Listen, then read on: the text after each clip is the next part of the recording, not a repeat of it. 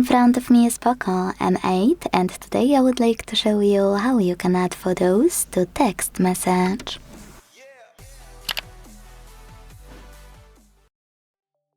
Begin by launching Messages app and selecting or creating a chat. Whatever you decided when you're ready to take a photo within Messages app and add it instantly, use this button of a camera and the photo at the bottom right corner.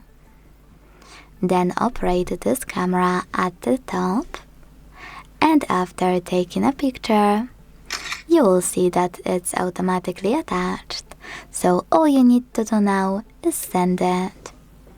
To add already existing photos, use the same icon and click on the chosen ones.